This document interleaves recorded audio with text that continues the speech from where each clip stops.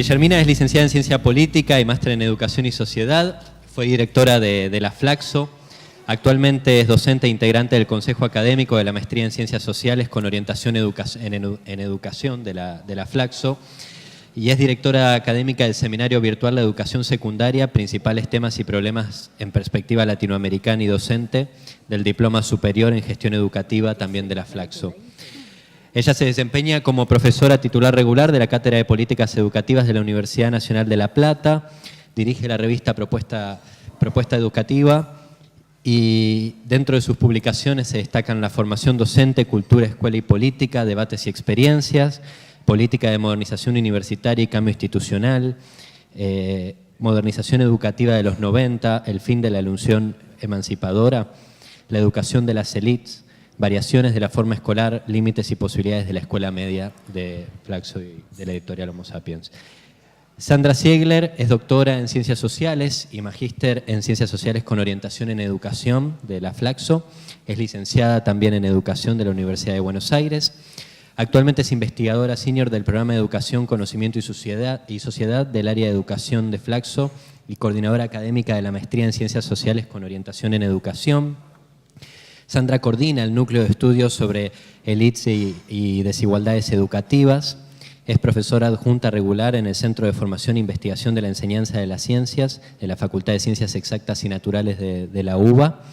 Es integrante del comité de redacción también de la revista Propuesta Educativa y se ha desempeñado en la coordinación de proyectos destinados a la capacitación de docentes y profesores en Flaxo y en la Universidad de Buenos Aires y también en distintos organismos públicos.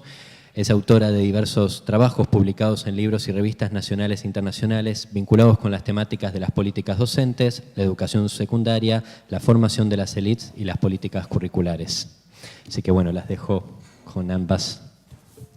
Bueno, buenas tardes a todos. Hemos hecho acá, arreglado con Sandra, la forma en que vamos a hacer la presentación sobre temas de cambios y reformas desde la democracia en adelante. Yo voy a trabajar un poco con los antecedentes y Sandra va a trabajar más sobre las reformas actualmente en curso. Vamos a hacer una exposición de 20 minutos cada una, de manera que quede tiempo para que ustedes pregunten, para que discutamos, para que intercambiemos. Entonces, yo comienzo con este tema de los antecedentes de reformas. Estamos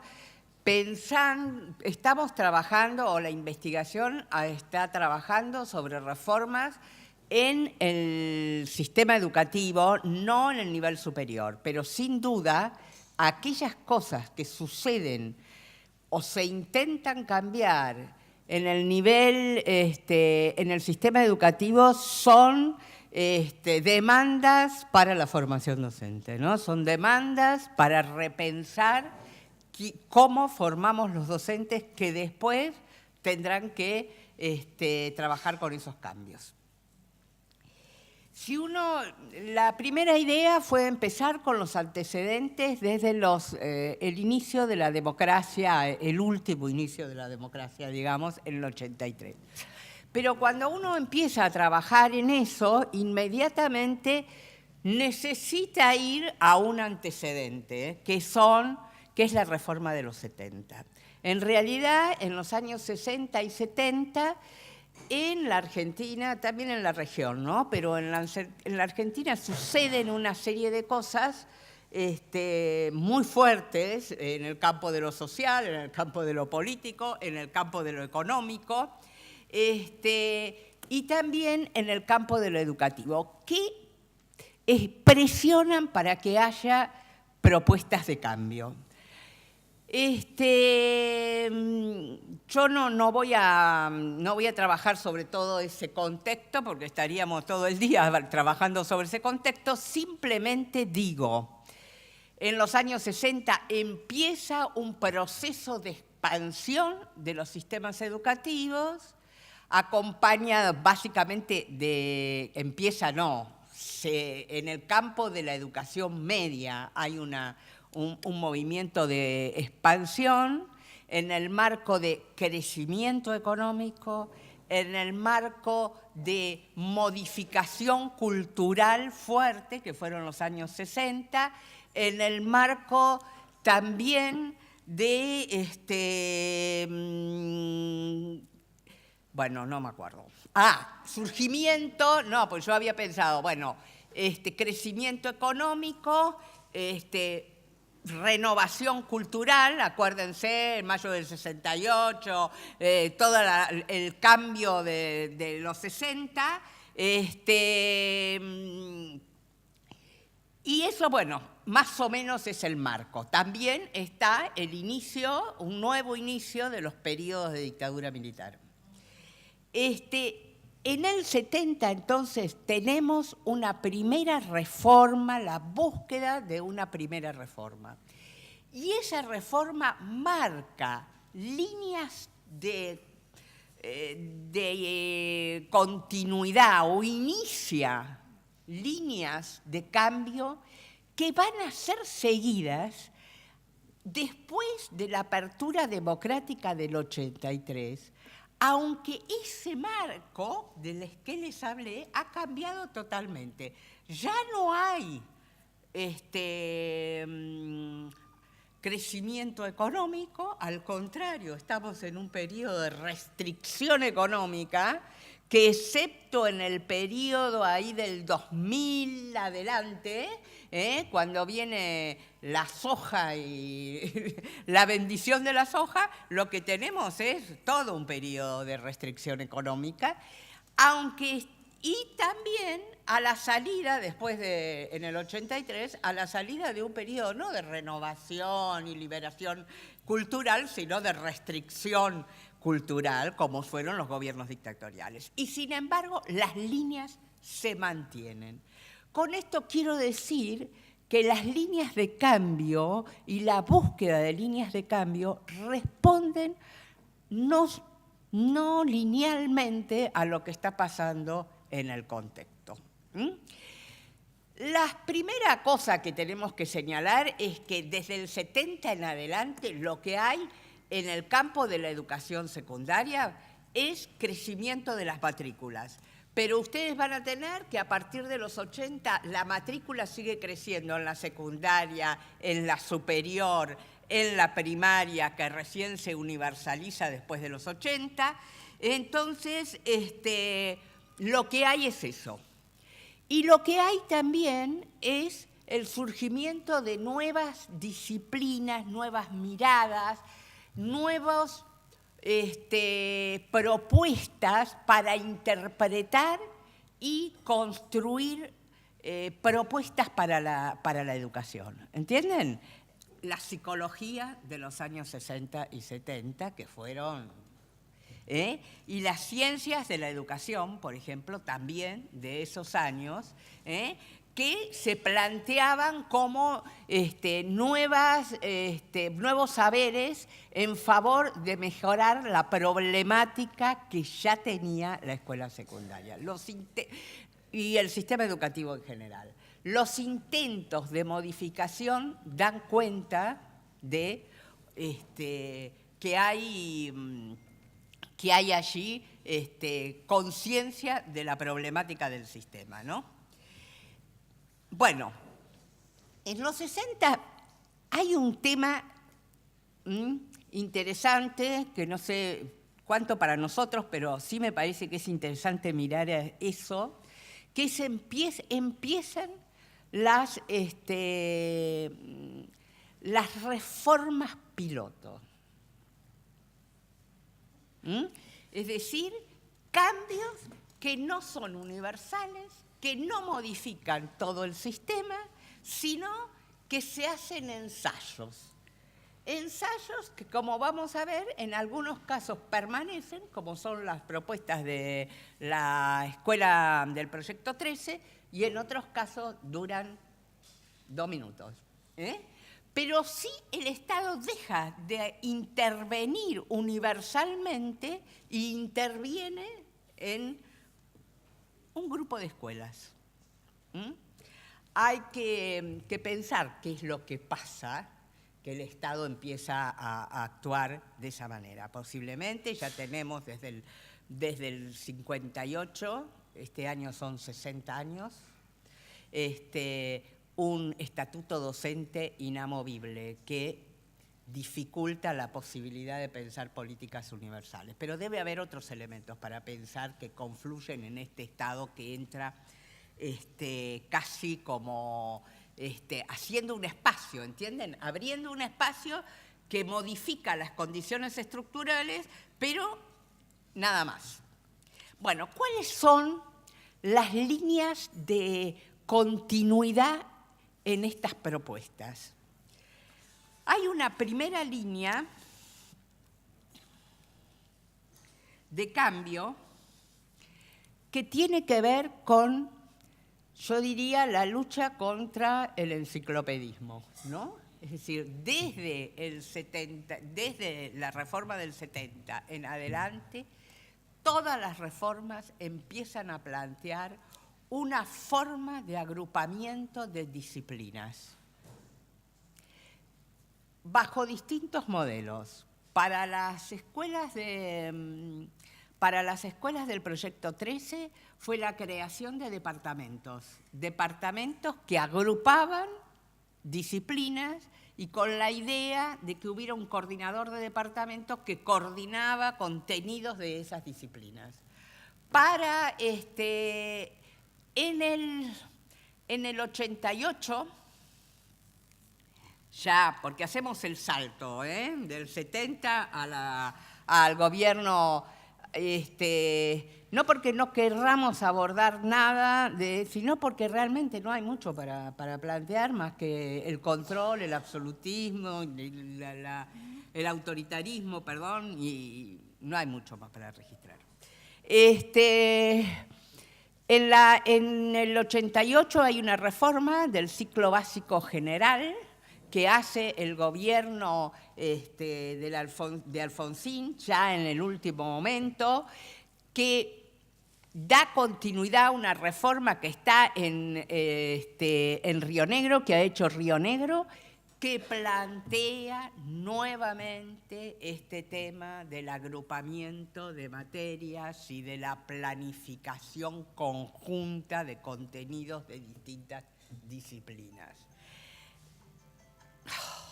Bueno, y para colmo nunca sé dónde lo dejé, ¿entendés? Acá está.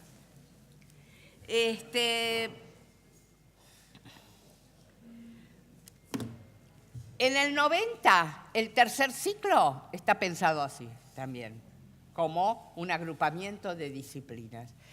Bueno, y ahora, vamos a ver, no adelanto nada, pero Sandra va a hablar de las nuevas reformas y esa idea también está presente. Entonces hay una continuidad y una propuesta de un docente que sea capaz de dialogar con un docente de otra disciplina y armar una propuesta conjunta. Hoy esa idea está mucho más elaborada, acabada, tiene una definición pedagógica mucho más terminada, pero quiero decir que está presente durante todo el periodo. El otro tema a seguir como una línea de cambio durante todo este periodo es la presencia de los talleres. Ya en las escuelas del Proyecto 13, pero después mucho más en la propuesta del alfonsinismo, excepto en los 90. En los 90 no hay talleres. Pero en el proyecto de Río Negro, en el proyecto de las escuelas del Proyecto 13, en el proyecto del alfonsinismo, hay la idea del taller. Y, por otro lado, en las resoluciones del 2009 hay una autorización muy amplia de cambios de los formatos y hay una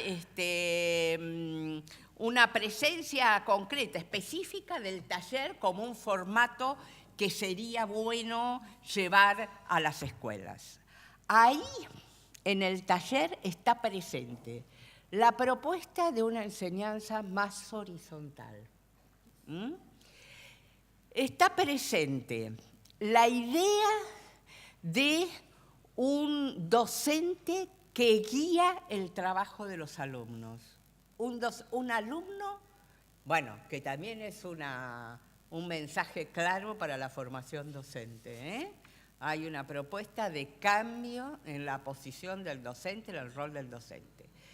Y hay un tema más que me parece importante dentro de los talleres, que es la idea de que se aprende con gratificación, no solo con esfuerzo y sufrimiento. Hicimos hace unos años una investigación sobre los talleres, porque esto sí que prendió positivamente y está presente en todas las instituciones de educación media, sean privadas como públicas, sean para chicos más pobres o chicos más ricos, digamos. Talleres hay en todos los casos, de distinto tipo y demás, pero casi todas las escuelas tienen una propuesta de taller. Y en esta investigación que hicimos, bueno, hay escuelas que son centros culturales con un poquito de escuela a la mañana, ¿no? Con un poquito de currículum a la mañana y después un centro cultural. Pero hay otras que no, tienen algunos talleres por la tarde o por la mañana, de acuerdo a cómo sea el turno. Lo que estaba presente en todos los talleres es que ahí se la disfrutaba el aprender, ¿entienden? Ahí tanto los docentes como los alumnos la pasaban bien, porque lo habían elegido, porque no estaban presionados por el tema del programa, porque el docente parece que se sacaba el peso de no sé qué y entonces se animaba a inventar otra cosa, y entonces daba, no sé, en un caso había un taller de, por ejemplo, de guión, maestra, profesora de literatura, un taller de guión. Y entonces, con eso la pasaban fantástico, ella y los pibes. Y yo le digo, bueno, y le decimos, la que hace la investigación, el campo, ¿y vos qué más das? Y yo a la mañana doy lengua. ¿Y cómo es lengua? Ah, no, un plomo. Pero ¿cómo? Si vos sos la profesora. Y sí, pero yo a la mañana no tengo que hacer lo que está establecido, ¿no? Los chicos haciendo el guión aprendían mucho más que con lo establecido, pero no, esa tiranía del formato, ¿no? Bueno, entonces el taller también se incorpora y se está incorporando entonces una demanda de un docente con otro perfil allí, capaz de trabajar horizontalmente con los alumnos, de seguir a los alumnos, y de darles un lugar para hacer, que es otro tema que seguramente Sandra tocará, la necesidad de la pedagogía donde se plantea el hecho de que los alumnos hagan. Y hay una tercera línea que, bueno, que también está presente en todas las reformas, que es la idea de docentes que trabajan en equipo en la institución. Nosotros tenemos la tradición del docente que va y viene, y desde las escuelas del Proyecto 13 se intenta instalar un docente con presencia en la institución. Bueno, esto tal vez uno encuentre más razones económicas, además del estatuto y demás, para pensar por qué se plantea en un grupo chiquito de escuelas y nunca prospera, o muy pocas veces, prospera hacia la universalización de los sistemas provinciales.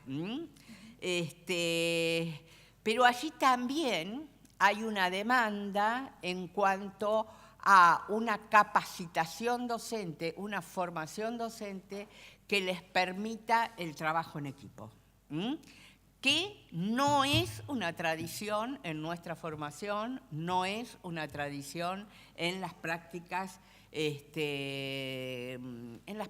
docentes, la posibilidad de trabajar en común. Bueno, para darle tiempo a Sandra ya.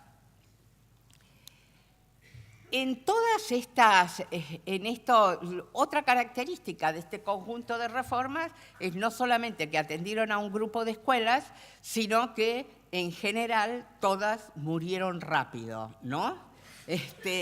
Por ejemplo, y algunas, bueno, cambia el gobierno, pero yo doy un ejemplo que es clarísimo. Si ustedes ven la reforma del alfonsinismo del 89 y ven la reforma del proyecto 13, y hay una continuidad impresionante. Y resulta que las escuelas del proyecto 13 existían, y sin embargo no es que se montó un cambio sobre ese grupo de escuelas, sino que se buscó hacer un cambio en otro grupo de escuelas. Eso es una continuidad en nuestro sistema. Pero pero digamos que eso es marginal a lo que yo les quiero decir, que hay líneas de continuidad en el pedido de cambio, y que no es que lo que está apareciendo ahora como reformas, que como ya les dije, tienen una concreción pedagógica más clara, viene de la nada, sino que ya hay como líneas en el mismo sentido y con la misma orientación. Por supuesto, eso es lo que quiero privilegiar o lo que queremos privilegiar con Sandra en esta exposición. Uno podría plantearse, bueno, en cada uno de estos periodos hubo además una apelación distinta al sistema educativo, en el 80 con la apertura democrática, una apelación a la formación de la ciudadanía. Después, en el 90, una apelación a acercar el sistema educativo a modelos más modernos y empresariales de gestión. Después hubo una apelación a la inclusión de todos. Hubo apelaciones distintas, pero aún cuando las apelaciones fueron distintas y pareciera que el espíritu de los cambios era distinta, excepto los 90, tenemos estas continuidades. En el 90 también tenemos la continuidad en el tercer ciclo de la concentración de materias, de disciplinas, pero no tenemos la presencia ni de trabajo en equipo en las escuelas, ni tampoco la presencia de los talleres. Por algo fue Cecilia Braslavsky una de las que pensó muchas cosas para la reforma del 90, que no creía que eso fuera importante, ni en los talleres, ni el tiempo institucional, etc. Bueno, entonces yo cumplo ahora con esto y después estoy abierta a todas las discusiones que vengan más adelante. Bueno.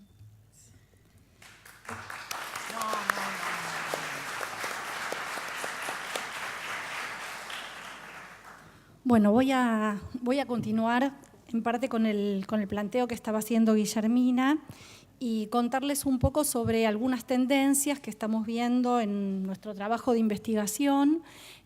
Como ella comentaba, nosotros básicamente en los últimos años hemos trabajado en estudios que miramos transformaciones en la educación secundaria. Sin embargo, digamos, algunos elementos sirven para pensar en conjunto al sistema educativo, más allá de las especificidades de cada nivel. Me interesaría plantear, sobre todo, algunas de las últimas tendencias que estamos viendo en materia de cambios y de reformas, de transformaciones. Voy a tomar básicamente algunas cuestiones que trabajamos en un estudio reciente que desarrollamos en convenio, digamos desde Flaxo con UNICEF, donde estuvimos viendo políticas de cambio en la educación secundaria en algunas provincias, 5 provincias. Desde ya la intención no es contarles los resultados de esa investigación ni entrar en el detalle de las políticas provinciales y de los casos que hemos trabajado en ese estudio, pero sí poder extraer algunos puntos en común que hemos identificado y, por supuesto, seleccionando esos puntos en común y tomando aquellos que son más relevantes para pensar en la formación de profesores, que es la temática que a ustedes los atañe. En primer lugar, me gustaría comentar que cuando miramos estas políticas recientes, cuando digo recientes estoy hablando de un trabajo de campo desarrollado a fines de 2016 y 2017, para la investigación eso es reciente, desde ya seguro varias de las provincias de ustedes deben estar emprendiendo otros cambios que a lo mejor no fueron abordados desde esta investigación. Pero sí, digamos, comentar que cuando miramos las últimas reformas, una característica importante que identificamos es que tienden a ser reformas que abordan la multiplicidad de dimensiones que hacen, en este caso, bueno, a la educación secundaria.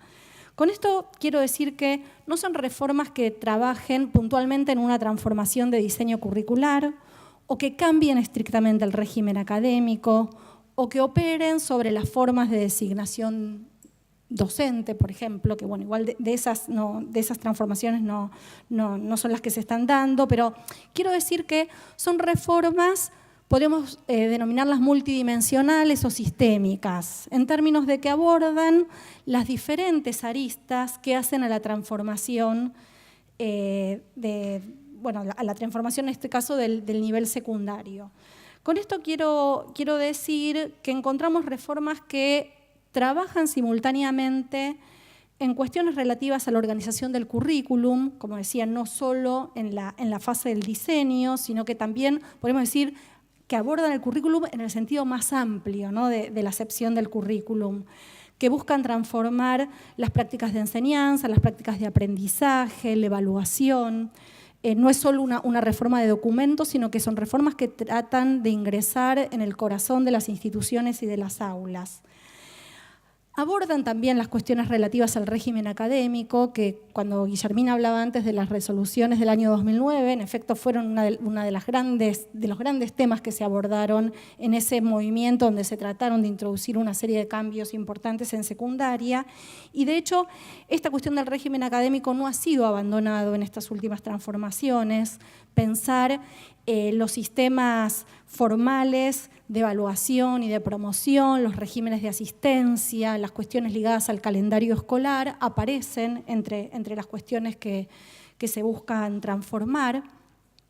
También los modos de designación de los profesores, si bien no en todos los casos se va hacia una estructura de cargo docente, sí lo que se registra es que se busca de alguna manera consolidar el tiempo de trabajo institucional de los profesores, que esa cuestión tan lábil que tiene nuestro sistema, donde la mayor cantidad del tiempo está destinado al dictado de clases frente a alumnos, se empieza a ver una tendencia de reconocer la demanda y la carga y la necesidad del trabajo institucional y por ende hay alguna manera de resolver en las formas de contratación que esa dimensión del trabajo de los profesores esté de algún modo cubierta. También en los cambios se ven algunas modificaciones en materia de el agrupamiento de los alumnos, la organización del tiempo escolar, la organización del espacio escolar. Esas variables son también modificadas, ya sea extendiendo las jornadas o rompiendo con la organización de la hora cátedra y planteando tiempos más prolongados de trabajo, inclusive en algunos casos avanzando hacia definiciones institucionales para la organización del tiempo y el espacio, y sobre todo rompiendo con este dispositivo y con la dinámica de la simultaneidad, ¿no? Y de toda la escuela haciendo lo mismo al mismo tiempo. Esto como algunas de las dimensiones que entran dentro de esta cuestión que yo decía, de la multidimensionalidad del cambio. Y también vemos que en esta multidimensionalidad, al momento de planificar estas políticas a nivel provincial, aparece dando lugar y apoyando a estas transformaciones fuertemente la dimensión del planeamiento, la dimensión de acompañar la normativa necesaria para poder garantizar que estas transformaciones cobren vida en el sistema. Hay, por supuesto, decisiones de financiamiento que hemos identificado y que acompañan estos cambios, ya sea en algunos casos dotando mayores recursos, ahí donde fue posible y necesario, o en algunas otras provincias también reorientando y reasignando recursos existentes. Y por último, quisiera decir también un fuerte trabajo podríamos decir, de conducción, de liderazgo, de visión política y de establecimiento de acuerdos con distintos actores, ya sea del sistema educativo como actores externos. Entonces, bueno, cuando hablamos de la multidimensionalidad nos estamos refiriendo a todo esto, a que son reformas que abordan esta multiplicidad de elementos. Si tuviera que rescatar y para profundizar un poco en las tendencias de estas iniciativas, ya no mirando la dimensión de la planificación desde la hechura de la política, sino viendo bueno, en qué consisten estas iniciativas o qué líneas comunes plantean de cambio, podríamos decir que, en primer lugar, lo que buscan es fortalecer la densidad institucional. Esto tiene que ver, sobre todo, bueno, pensando en la escuela secundaria, pero creo que puede aplicar también para la educación superior en algunos casos. Lo que buscan estos cambios es poder consolidar efectivamente algún tipo de proyecto a nivel de la institución y alinear los recursos y los esfuerzos para que ese proyecto sea posible.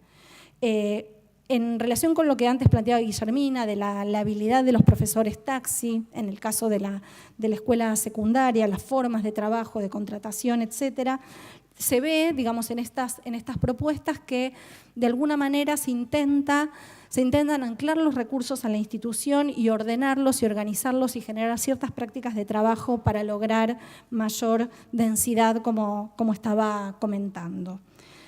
También en varios de los casos analizados identificamos que se busca superar el modelo transmisivo que suele tener la enseñanza en las instituciones y en nuestro sistema, ¿no? Ese modelo que en general está fuertemente centrado en la figura del docente, en la figura del profesor, y que imparte, digamos, que sostiene esa idea, bueno, de enseñanza más bien de corte unidireccional, y en general lo que vemos con diferentes formas, ¿no? en estas experiencias jurisdiccionales, pero es bueno, la búsqueda de instalar otros modos, otros vínculos de plantear la cuestión del conocimiento, de conectar a los jóvenes y también a los docentes con el conocimiento y las formas de transmitirlo, de trabajarlo, de ponerlo en juego en las escuelas. Esto está muy emparentado justamente bueno, con el proceso de transformación cultural que estamos atravesando. Está muy emparentado con buscar y abrir hacia otras prácticas para poder alfabetizar en las múltiples alfabetizaciones que hoy en día tienen que encarar las escuelas. Son procesos, son prácticas que están buscando conectar la transmisión cultural con las transformaciones tecnológicas, y no lo digo en términos de emplear determinados dispositivos, sino que efectivamente la inclusión de estos dispositivos transforme las formas de conocer, de aprender, de enseñar, de sentir, en relación con el contacto que establecemos con el conocimiento. Tal vez si lo dijéramos así a grosso modo, está vinculado, estas modificaciones están vinculadas con la idea de ligar la enseñanza a las competencias o a los requerimientos del tiempo presente, y también en algún sentido de ligar de otra manera con la cultura y con las subjetividades de los jóvenes. No porque pensemos que hay algo esencial, un esencialismo en esas culturas juveniles, sino porque efectivamente la transformación cultural cambia los modos de pensar, de percibir el mundo, de sentir, de operar, etcétera. En síntesis, podríamos decir que son cambios que están buscando romper con las pedagogías que Pisitelli llama como pedagogías de la enunciación, ¿no? Buscan crear sujetos competentes que puedan resolver problemas, que puedan trabajar a partir de determinados proyectos, consustanciarse con abordar problemas, lograr determinados resultados, generar productos, en un intento, digamos, de borrar las divisiones tradicionales que hay entre qué es la teoría y qué es la práctica, qué es el pensar y qué es el hacer. Son propuestas que, como decía Guillermina, mediante la búsqueda de los talleres, de la organización donde confluyan distintas áreas, donde se trabaja a partir de problemas o con el abordaje desde diferentes disciplinas, se busca de alguna manera transformar la escena escolar, ¿no? La escena del aula. Algunos de los desafíos que vimos en estas iniciativas. Tanto entrevistando a funcionarios de las provincias como con los directores o entrevistando a los propios profesores, hay una necesidad acuciante de contar con, podríamos decir, recursos formados para poder llevar adelante estas iniciativas. En general, si bien se registran y nosotros hemos observado clases, que para algunos profesores estas formas de trabajo vienen a convalidar convicciones o entusiasmos o prácticas que reconocen como interesantes. En general, digamos, podríamos decir que los repertorios pedagógicos con los que cuentan los docentes distan de algunas de estas, digamos, distan de estas formas de trabajo que están requiriendo estas transformaciones, ¿no? La necesidad de contar con recursos humanos formados es una demanda que surge en todos los niveles. También aparece como un desafío fuerte la cuestión de cómo se monitorean y cómo se evalúan estas transformaciones. Y a lo mejor volvemos sobre la dimensión del planeamiento y algo de lo que ustedes estaban discutiendo antes, ¿no? En general lo que vemos es que son iniciativas de cambio que en algunos casos cuentan con poca información respecto de dónde venían y también en muchos casos no están previendo cómo ir haciendo el seguimiento de eso que están instalando a nivel jurisdiccional. Y también, en último lugar, diría que hay un desafío fuerte en relación a cómo pensar y cómo instalar modelos de transmisión, modelos de enseñanza, modelos institucionales que sean alternativos a los que están vigentes. Con esto quiero decir que en muchas de las experiencias que revisamos aparecen límites que se plantean, por ejemplo, desde el lugar de, ¿quiénes son los alumnos que están en el sistema? Si estos alumnos podrán con esto, si estos profesores podrán encarar las transformaciones necesarias.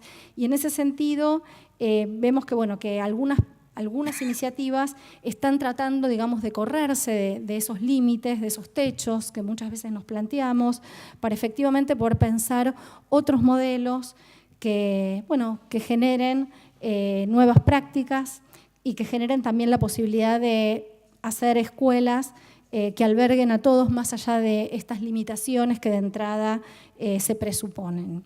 Así que esto a modo de caracterización inicial. Y sí me gustaría decir que esperamos que algo de estos indicios y de estas experiencias que están transcurriendo puedan servir para alimentar algunas de las iniciativas que desde la formación docente se podrían impulsar en términos de sistema formador propiamente dicho, y también por la gran responsabilidad que tiene la formación docente de dotar al sistema educativo de los recursos necesarios para que estas cuestiones que hoy en día son tan acuciantes en el sistema cuenten con aquellos docentes que se necesitan para poder llevarlas a cabo. Así que muchas gracias.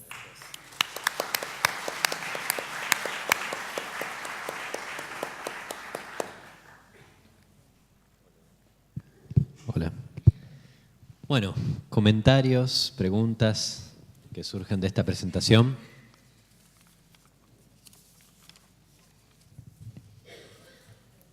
Lau.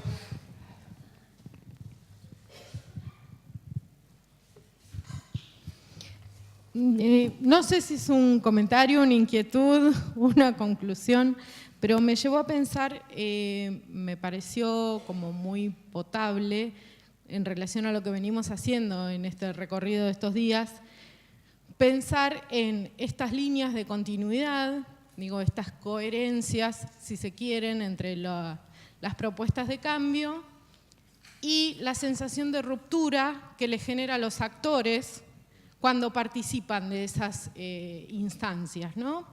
Entonces yo por eso digo, no sé si es un comentario, una reflexión, porque en realidad me abre como un panorama enorme, relacionándolo con lo que hablábamos hoy también de cómo se comunica y cómo se implican los actores. Pensando justamente en esto, ¿no? Si podemos encontrar estas líneas de continuidad, si hace tanto tiempo que venimos reclamando estas cuestiones, ¿qué nos pasa a los actores involucrados que cuando las tenemos, son viables, son palpables, son posibles, las notamos como rupturas? Eso simplemente. Sí, eso es una excelente observación, ¿no? Porque efectivamente cuando vos mirás el panorama de las reformas te encontrás como un Estado que entra en un cachito, ¿no? En un grupo, entra, pica, propone, mueve y después se va. Se va porque por algo no es posible, digamos, la reforma, porque no logra consensuarla al conjunto de del sistema, por alguna razón. Y lo que pasa es que todo el contexto mantiene todo el sistema mantiene continuidad, se rompe en ese punto.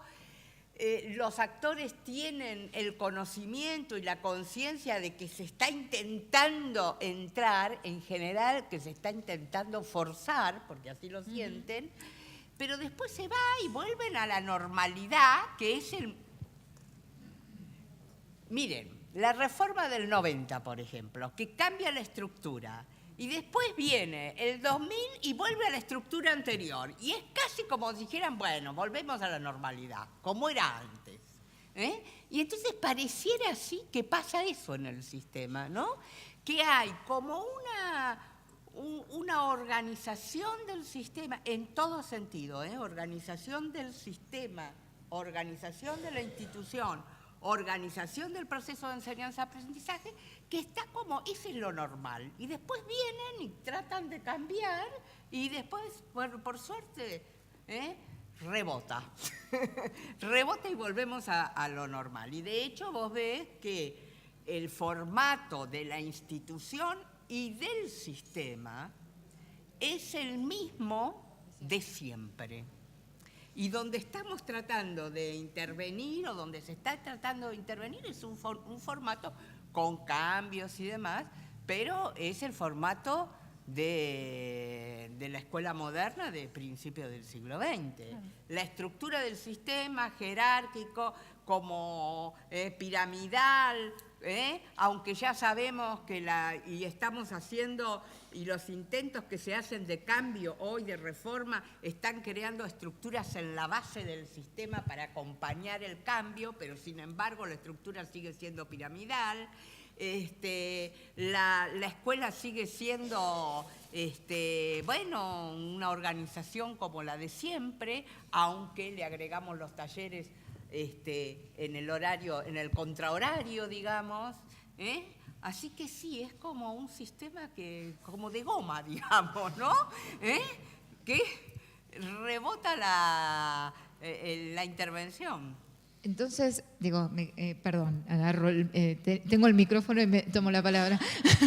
Entonces, ¿cuáles serían, escuchándolas y en función de las evidencias que han podido construir a lo largo de las investigaciones, esos elementos necesarios que permitirían, digamos, perforar esta cuestión del hule, ¿no? Esta cuestión metabólica que tiene el sistema inmunológico educativo, que se reconstruye ante estos factores externos que intentan cambiar, pero que no pasa nada. ¿Hay alguna...? No, digo... Me la pasó. Perdón, pero algún elemento disruptivo que... ¿Alguna? Ahí arriba. Perdón. A ver, no, yo me quedaba pensando ahora retomo, Laura, que cuando Guillermina habla de estas líneas de continuidad, y estamos hablando de estas últimas iniciativas, también es cierto que estamos hablando como momentos de rapto, ¿no? De rapto de transformación, y que tienen, digamos, que alcanzan una escala que no es en general muy extendida. Digamos, yo diría, no pensemos estas líneas de continuidad como una política que estuvo en un momento de manera masiva y se fue, sino que fueron intentos de transformación en una dirección que se concretaron en algún grupo de instituciones y durante un tiempo determinado, pero de estas últimas transformaciones que yo estoy hablando, también estamos hablando de experiencias acotadas.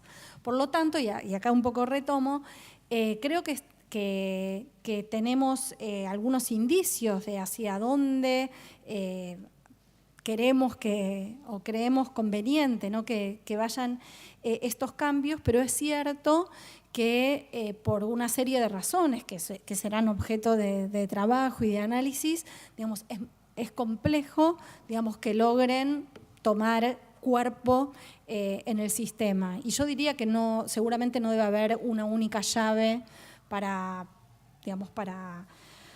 poder instalar o para poder emprender este tipo de rumbo, ¿no?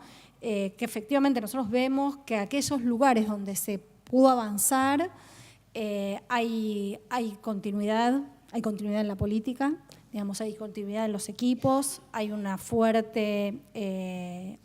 fuerte liderazgo político para hacerlo.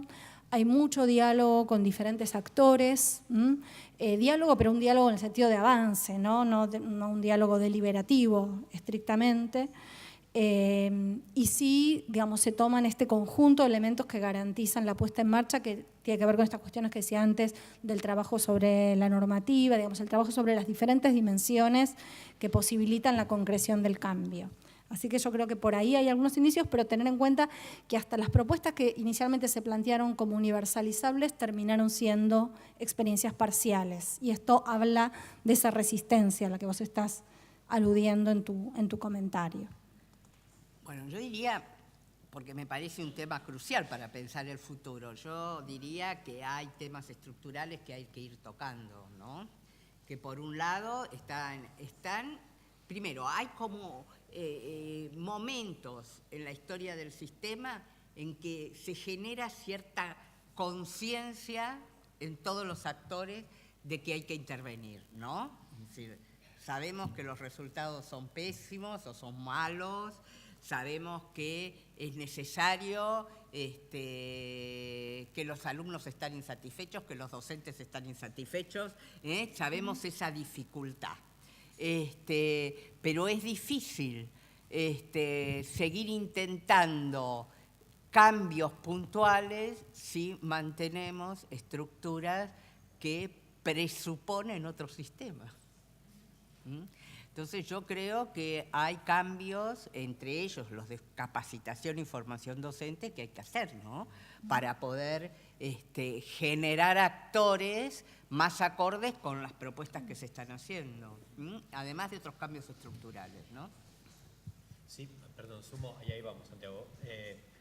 También pensaba en esto, no sé cómo lo vieron, ustedes hicieron el estudio, cuando yo tuve oportunidad de viajar a Río Negro, incluso a Tucumán, sí se notaba, para salvar también estos otros movimientos de pilotos o innovaciones, que la experiencia de la reforma previa de Río Negro y la experiencia de las escuelas de nuevo formato de Tucumán, sobre las que ahora se está volviendo a trabajar, digamos, pero con otra vuelta, eran como muy reconocidas por los actores. O sea, todo el tiempo en Río Negro, por ejemplo, se remitían a esa experiencia previa. No, esto fue como la reforma, nosotros trabajamos en ese momento, estábamos muy contentos, o sea, como que había había una cosa de volver a ese proyecto que había tenido su impacto, que luego se había discontinuado, pero parece que la nueva reforma de educación secundaria permeó, digamos, en las mentes, porque justamente hubo esa experiencia previa, ¿no? Entonces también como ver el efecto quizás de sedimentación de estas cosas y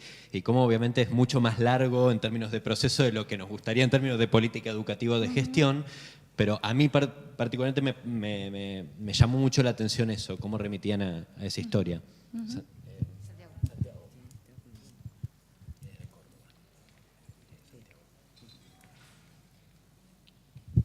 Sí, Guillermina, usted planteó la cuestión de que en la década de los 60 el Estado como que intervenía en experiencias piloto y después se retiraba. Empieza a hacer eso. Empieza a hacer eso. Empieza a hacer eso. Bueno, sí. En términos de gestión, estoy hablando porque muchos somos directores de direcciones de nivel y participamos en los equipos de gestión. Sí. Y siempre nos queda la duda cómo intervenir, ¿no? Sí, claro. Sí, para todos o en experiencia piloto, lo probamos, después lo generalizamos. Primer pregunta. A ver cómo le encontramos la vuelta, digamos, ¿no? Y la segunda es en referencia, a veces cuando usted dijo, en la década de los 90 hubo un movimiento de cambio estructural, pero después, como que se volvió a un modelo anterior, como que se volvió a la normalidad, entre comillas. Sí. Entonces, ¿por qué se vuelve a un modelo anterior, no? O sea, es decir, desentrañar qué tiene ese modelo para que se imponga y continúe, hablando de estas continuaciones que usted habla de las reformas independientemente de los contextos. Bueno, son las preguntas del millón. Bueno, respecto de si intervenir en una propuesta piloto o hacerlo universalmente, habría que, contestar por qué se está interviniendo en propuestas pilotos. Hay varias respuestas, varias razones por las cuales se hace eso. En algunos casos, porque ya desapareció la fantasía homogeneizadora. Sabemos que probablemente en el futuro tengamos propuestas diferentes dentro del sistema y no estamos hablando de desigualdad, sino de heterogeneidad. Entonces, a veces se trata de probar una propuesta para un determinado grupo de población, para un determinado grupo de intereses, etc. Pero otras veces se trata de abrir un espacio donde las estructuras, hacer un espacio de excepción, donde las estructuras no me molesten. Si no estoy dispuesto a después dar la lucha por las estructuras, si es que el piloto dio buenos resultados, entonces me quedo ahí y el piloto se termina muriendo, ¿no? Entonces yo digo, el piloto me parece eso viene de la investigación, hacer una prueba piloto, antes de largarme con toda la investigación, hago una prueba piloto a ver cómo funciona. Bueno, si estoy dispuesta a hacer nada más que el piloto, porque no quiero arriesgarme a hacer una investigación general, y bueno, eso termina en nada. Así que no veo que hay que optar. Lo que hay que decidir si uno va a dar la lucha por todo o no, o por un poquito. Y después, ¿qué más me preguntaste? El modelo. Bueno, esa... Sí. Bueno, ¿cómo? Bueno, ahí no sé. Hay primero una respuesta de la cultura, de nuestra cultura, donde, una vez tuvimos un sistema educativo que tenía primario y secundario, era divina, buenísimo, era extraordinario, básicamente en la escuela secundaria, donde iba nada más, hasta los 60, el 15% de la población. Yo ya soy una señora grande y entonces fui a la escuela secundaria, terminé en el 65 y resulta que del interior del país, mujer, Y resulta que iba el 20% nada más de la población en la escuela secundaria, ¿entendés? Bueno, esa escuela, hay una reminiscencia de una cosa, de un mito de una Argentina que fue bárbara, y entonces volver para atrás siempre parece como bueno, ¿no? Pero además, en el caso del 90 y en el caso del 2000, si vos planteaste que el 90 había sido la intervención neoliberal, volvés al periodo anterior, ¿no? El periodo de, no sé qué era antes, porque, bueno. Entonces hay una razón política concreta, digamos, para haber hecho eso.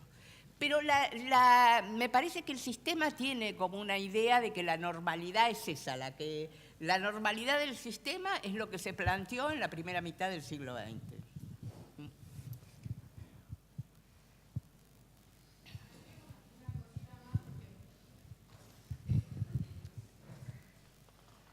Lo estoy pensando como lo que vinimos trabajando en estos días, ¿no?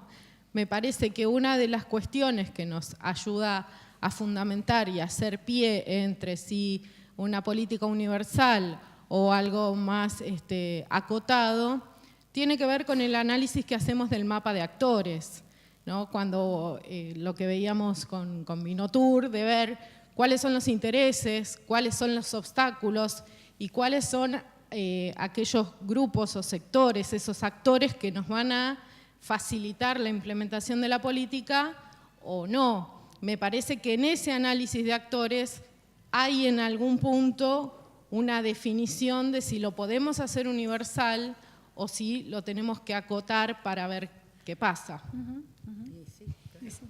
Sí, por supuesto. Bueno, eso es lo que pasó ahora. Sí, nosotros en las iniciativas que vimos, inclusive aquellas que se plantearon inicialmente como universales, terminaron siendo parciales, ¿no? Por diferentes razones, pero en efecto, digamos, lo que vemos en todos los casos es que no se han instalado de manera universal. Pero es interesante lo que decís, porque uno podría pensar, bueno, también hay que pensar una reforma en términos de cómo satisfacemos intereses de distintos grupos para darle viabilidad, ¿no? No solamente qué tipo de cambios hacemos, sino qué intereses tocamos y cómo damos compensación a esos intereses para hacerlo viable.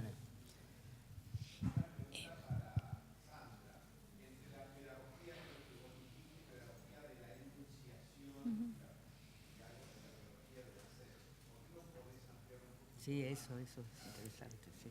Bien. Bueno, básicamente esto no es algo que esté presente en todas las iniciativas, lo identificamos en algunas, y tiene que ver con la idea de primero, poner en el centro el trabajo y la producción de los alumnos. Digamos, no es una propuesta que esté pensando que el docente es el que tiene un conocimiento, que detenta un saber que va a transmitir de manera directa a los alumnos, sino que justamente el aprendizaje está dado en la medida en que los alumnos experimentan, piensan, producen, generan determinadas soluciones, propuestas que tienen un fuerte anclaje en general con problemas del mundo real, ¿no? Hay algo ahí que vincula el conocimiento y el saber con la búsqueda de resolver problemas genuinos, y donde no está pensado de manera diferenciada que hay un saber teórico y un saber práctico, sino que ambas dimensiones están presentes en esas experiencias y en la tarea que se realiza. Tampoco está escindido el momento en que pensamos y el momento en el que hacemos. Digamos, tiene que ver con transformaciones más amplias que están aconteciendo respecto de cómo se produce hoy en día, quiénes son los que tienen el saber, que en general, esto no es propiedad de una persona, sino que hay comunidades que comparten, donde el saber es compartido, toda esta tendencia que vemos hoy en día de hacer y de poner a disposición de los demás las maneras de hacerlo, la cuestión de licencias abiertas, de los Creative Commons, digamos, todo esto tiene que ver con las nuevas formas en cómo se está produciendo, se resuelven temas y se acumula también conocimiento. Entonces, si esto, digamos, ingresa en el ámbito de la escuela, cambia el corazón del trabajo, ¿sí? Cambia la escena del aula. Cómo organizamos esos espacios para que ingresen problemas que son problemas reales, problemas genuinos y donde el conocimiento, bueno, es una herramienta que sirve para abordarlos.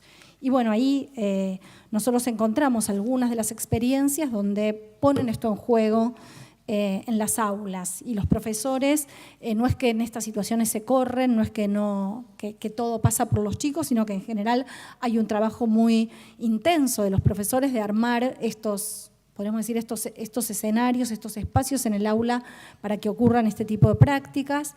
Hay otras maneras donde empiezan a planificar sus unidades didácticas, y surge inclusive, veíamos en algunos casos, un trabajo colaborativo entre profesores, donde, digamos, se arman estas comunidades que producen y empiezan a aparecer, bueno, algunos que son expertos en este hacer. Hay escuelas que empiezan a conectarse en red, y esto, bueno, implica una transformación bastante fuerte de las maneras de trabajar, de planificar, de organizar la clase, inclusive de evaluar las producciones de los alumnos.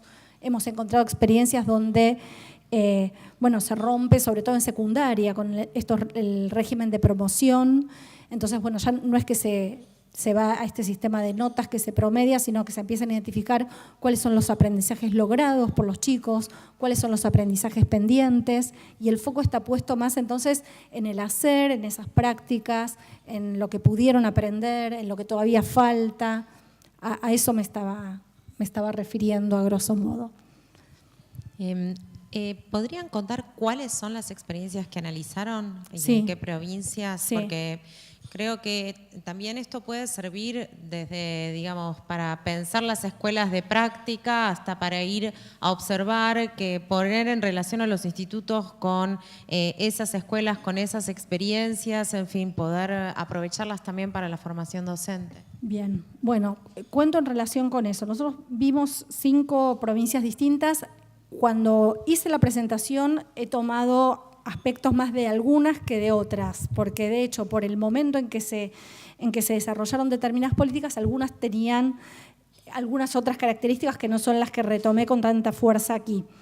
Pero básicamente hemos visto en la provincia de Tucumán las escuelas de nuevo formato, que en realidad tuvieron un impulso fuerte año 2010 en adelante, que después es una política que se está retomando ahora, pero bueno, también hay como una trayectoria y un recorrido de esas iniciativas.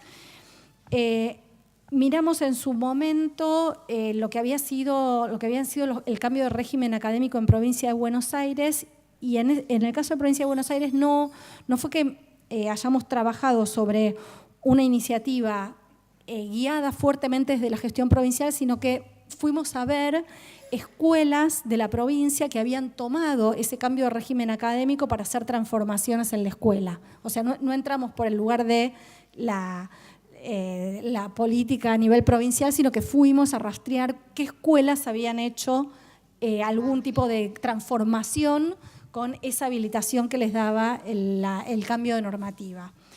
Hemos trabajado en la provincia de Santa Fe con el plan Vuelvo a Estudiar, pero sobre todo yo creo que hay indicios muy, muy interesantes en el Vuelvo Virtual, que en realidad es un programa para adultos, no es para secundaria, pero también en el Vuelvo Virtual ha habido una propuesta de capacitación a los profesores muy interesante, porque en realidad armaron una escuela virtual para adultos.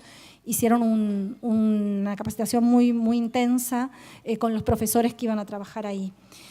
La otra propuesta que tomamos fueron las escuelas PROA de Córdoba, que tiene muchos indicios muy interesantes y creo que para pensarlo desde la formación docente también es muy rica. Y por último, bueno, la reforma de la provincia de Río Negro. La nueva escuela secundaria rionegrina ha sido otro de los casos. No tengo dudas que a lo mejor las otras provincias tengan algunas experiencias y algunos pilotos, seguramente los hay, pero bueno, en ese momento fue el recorte que se hizo para hacer un ingreso a campo en 5 provincias. Sí.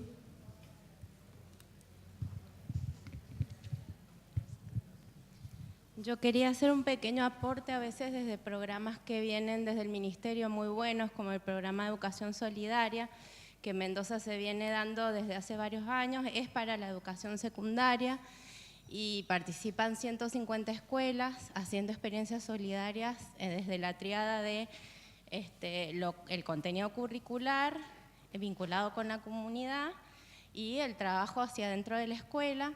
Y la verdad que hemos tenido experiencias hermosas que han recibido premios nacionales y todos los chicos que participan del programa realmente tienen un aprendizaje significativo.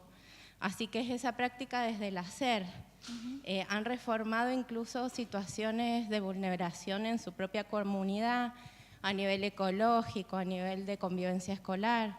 Así que a veces son programas que quizá debieran tener más participación en el resto de las provincias porque son muy interesantes y si bien no es, digamos, de la formación básica, a veces esa experiencia ayuda muchísimo, quizás los institutos podrían participar. Yo quería preguntarles en relación a estas experiencias, ¿cómo se planteó la formación docente? Digo, la formación de esos docentes que iban a encarar estas experiencias y si está contemplado de alguna forma pensar en la formación inicial, digo, de los futuros docentes en función de estas experiencias. Mira, en general ese es un vacío, es una vacancia. En primer lugar porque son cambios que se piensan en relación con ese nivel y en general no están en diálogo con la formación inicial. Por eso también decíamos, ¿no?, los desafíos que hay por delante es, bueno, cómo se piensa en el cambio del sistema, en general incorporando también a la formación inicial en ese movimiento, ¿no? Lo que hay es capacitación. Y sí hay capacitación, en algunos casos más intensamente que en otros, ¿no? Yo decía, bueno, el caso que comentaba, ¿no?, el vuelvo virtual, arman una capacitación fuerte, tal vez muy forzado porque tenían que transformar toda la escuela y pasarla a un medio virtual. Entonces tienen que necesariamente formar tutores y empezar a desarrollar toda una propuesta en ese sentido. También lo que se ve, por ejemplo, bueno, retomando a lo mejor la propuesta de PROA en Córdoba, que aparece muy intensamente una capacitación in situ. Y eso también da pistas para pensar cambios en la formación continua, como en los formatos de la formación continua. En el caso de esa experiencia, los profesores se van formando podríamos decir, en el mismo hacer. Entonces, hay coordinadores de sede y hay profesores más expertos que empiezan a identificar quiénes son los colegas y a trabajar en red y a formarse y a generar unidades didácticas para diseñar las propuestas que están desarrollando. Entonces no es una capacitación que viene externa, sino que se arma en el propio espacio de trabajo y tengo entendido que ahora estaban ya avanzando en otra dirección para formalizarla un poco más. Pero en general lo que se ve en estas iniciativas es que surgen en el nivel para el cual están destinadas y sin diálogo con superior. Bueno, ese tema de la capacitación in situ, digamos, está articulado con el tiempo institucional, con buscar un tiempo institucional. Hay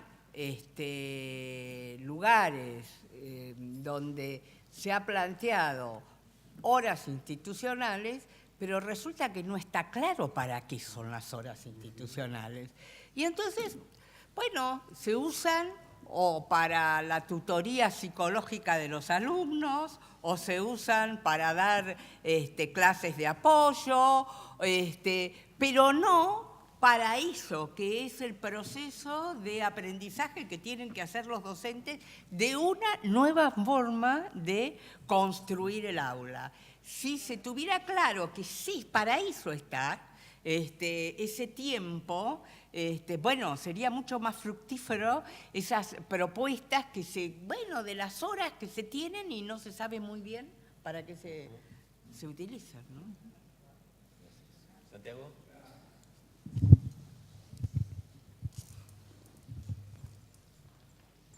Voy a adelgazar, bajo el marquís.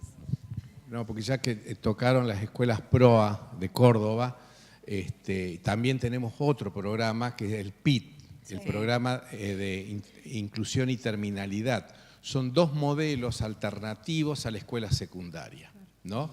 Bueno, dentro de los institutos diríamos que ¿qué instituto van a hacer prácticas allí? Bueno, no me arriesgaría a decir cuánto. Realmente parece ser que la normalidad pasa por el sistema común y corriente, digamos, ¿no? Entonces, hay una lucha constante para que los institutos vayan a ver estas experiencias de un modelo de secundaria diferente. ¿Por qué? Porque nos interpela como instituto de formación. Nosotros no podemos estar formando docentes para un modelo de escuela secundaria que nos está dando resultados. Es complicadísimo. Nosotros pusimos 6 equipos de investigación, y esto también es una interpelación, ya que hablamos de la investigación el día ayer con Lea Besuk, en referencia a qué pasa cuando los trabajos de investigación se desarrollan dentro de la gestión.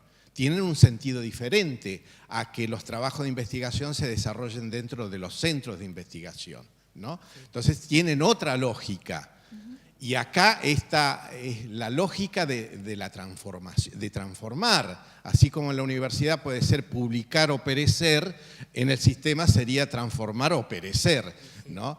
Entonces, nos cuesta mucho. Nosotros hemos hecho un trabajo de investigación, hemos puesto 6 equipos de investigación para que vean modelo PIT y para que vean modelo PROA.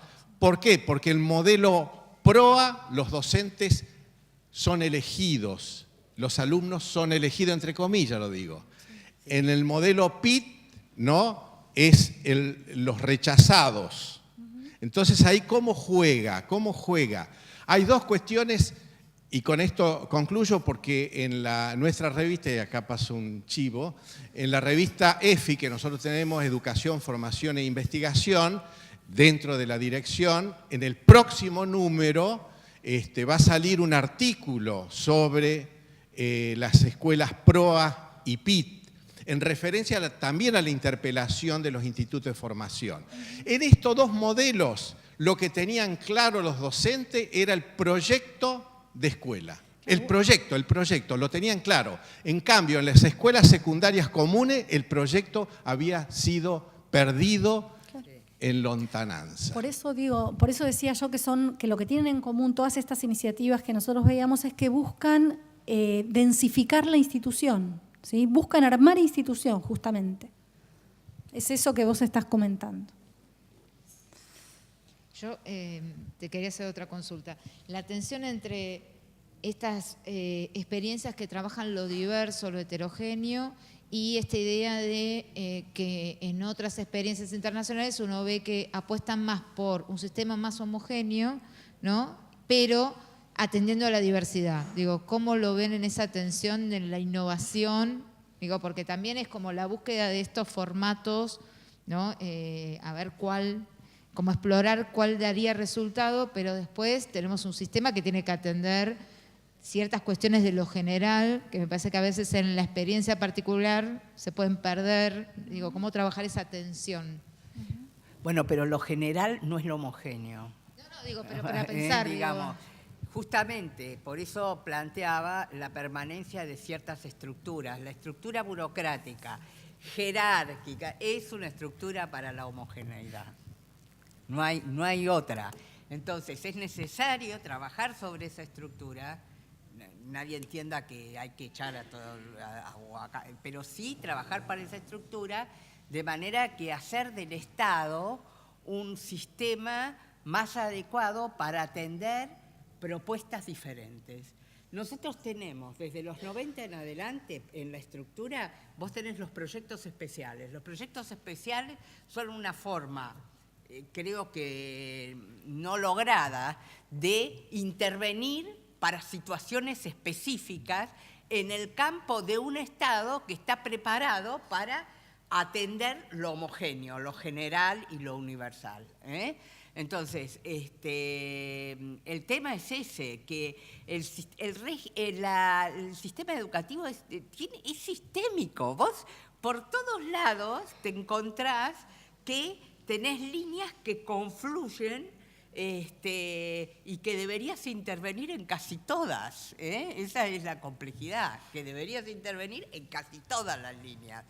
¿Cómo es la estructura de llegada hasta las escuelas? ¿Cómo es la estructura que necesitas para propiciar el cambio? Preguntáselo a Cecilia ahora. Qué complejo es pensar un país federal, pero que a la vez tiene que pensar desde el Ministerio Nacional algunos cambios que deben darse en situaciones tan diversas como, qué sé yo, Tierra del Fuego y Tucumán. Y al mismo tiempo tenés una estructura vertical y al mismo tiempo necesitas entrar en situaciones específicas y necesitas generar un enlace entre lo provincial, ¿no?, y esa situación específica que no se soluciona con la estructura general.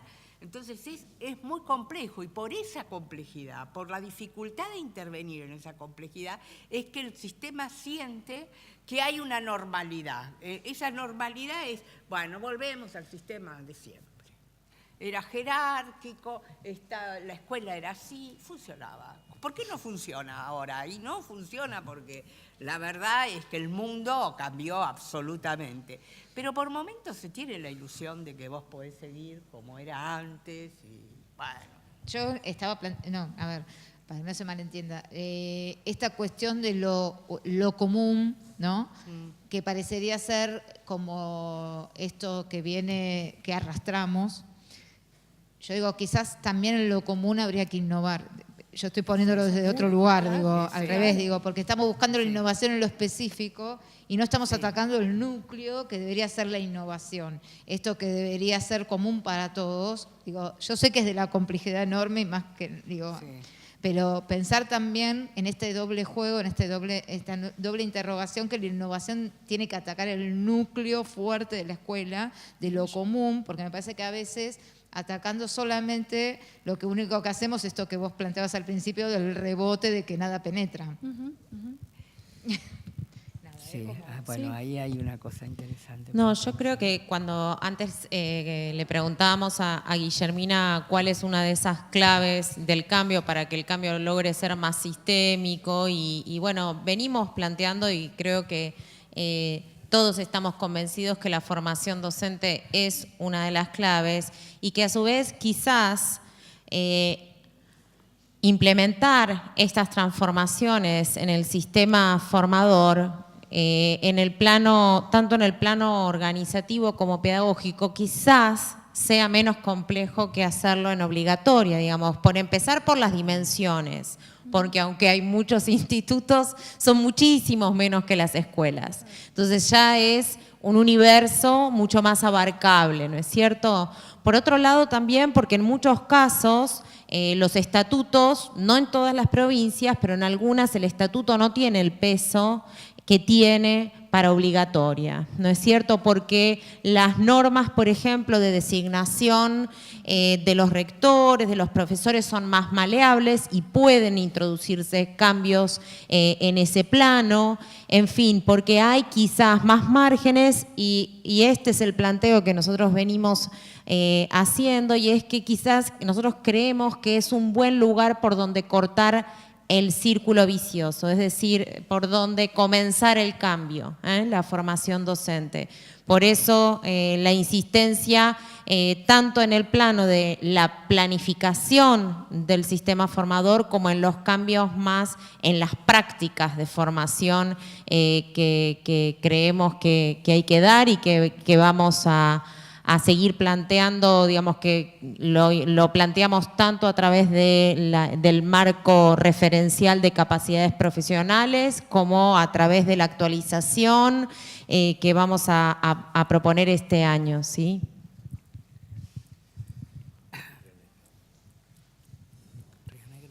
No podía no participar desde Río Negro.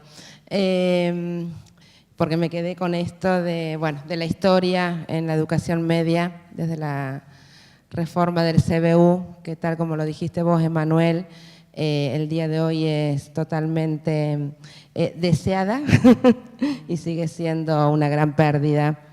Y ahora con la nueva escuela secundaria rionegrina. Pero por otro lado lo que quería era vincular con la formación docente, con lo que dijiste vos, Cecilia, en esto de cómo nos interpela a los institutos formadores las nuevas transformaciones en educación secundaria. Nosotros en Río Negro tenemos 7 carreras de educación secundaria, formamos para 7 disciplinas, o sea que son 7 los institutos que tienen carreras en su zona de influencia. Y tenemos 93 escuelas que ya están en este año con la implementación de la nueva escuela secundaria. El 2017 fueron 53 y este año es la totalidad. Obviamente que nos interpeló fuertemente. Lo primero que pensamos desde la dirección fue que nosotros teníamos nuestros diseños curriculares de formación docente actualizados en el 2015 con diversos formatos, con los campos de la formación, pero que nos quedan disciplinas. Y la nueva escuela SRN tiene una conformación de formatos, Ariel. Entonces esta fue la primera interpelación que tuvimos. Cuando antes de implementarse la estructura curricular, la nueva estructura, empezamos en los institutos de formación docente a trabajar al interior lo que nos implicaba formar desde este diseño a nuestros futuros docentes que van a trabajar en estas escuelas con un formato distinto. Así que ahí empezaron nuestras preocupaciones. Tenemos algunas líneas de acción que lo que estamos fortaleciendo fuertemente es desde formación continua, justamente, desarrollo curricular, y Noveles, con proyectos de Noveles. La otra gran preocupación que nos lleva a esto de los diseños, de acercarnos a los diseños, ya fue conversado con nuestra ministra y ya estamos en diálogos para empezar la revisión, que si bien tenemos hasta 2019, empezar a trabajar la revisión al interior de cada instituto de nuestros diseños de secundaria. O sea, estamos preocupados con esto y estamos ocupándonos en aquello que es posible empezar a hacer, ¿no? Desde este lugar. Y existen algunas experiencias aisladas en algunos institutos, no en la generalidad. Obvio que estas son nuestras escuelas asociadas, ya casi todas. Algunas experiencias aisladas de trabajar al interior de los institutos, experiencias de enseñanza interdisciplinaria, más allá que nuestro diseño no lo contempla, o sea, de generar el dispositivo al interior. Bueno, esto quería aportar.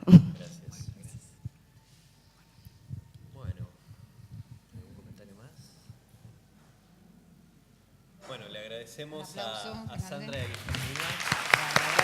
Gracias a ustedes.